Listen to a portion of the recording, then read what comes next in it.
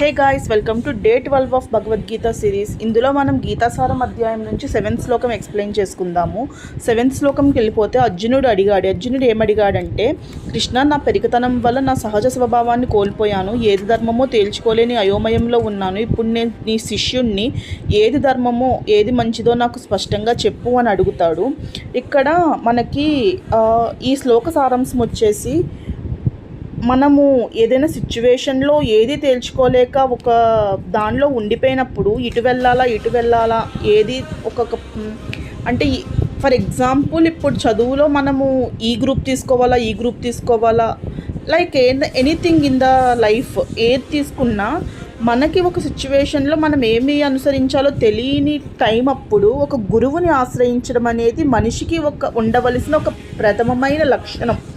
అంటే గురువు అంటే లైక్ టీచర్ అనే కాదు, లైఫ్లో బాగా ఎక్స్పీరియన్స్ ఉన్న వాళ్ళు ఎవరైనా వాళ్ళు చెప్పింది మనం వినాలి. సో అలాంటి గురువు అనేవాళ్ళు మనకు ఉండడం చాలా బెస్ట్ థింగ్.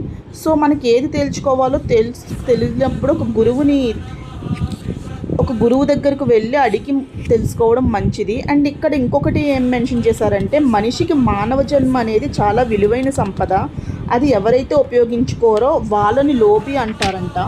అంటే పిరికితనం ఇలాంటి గుణాలని వాళ్ళు లోబి అని పిలుస్తున్నారు. అండ్ ఇంకా ఇక్కడ కుటుంబాన్ని పిల్లల్ని లైక్ ఇప్పుడు యానిమల్స్ కూడా కుటుంబం పిల్లల కోసం వాళ్ళని రక్షించుకుంటూ వాటి కోసం జీవిస్తూ ఉంటాయి.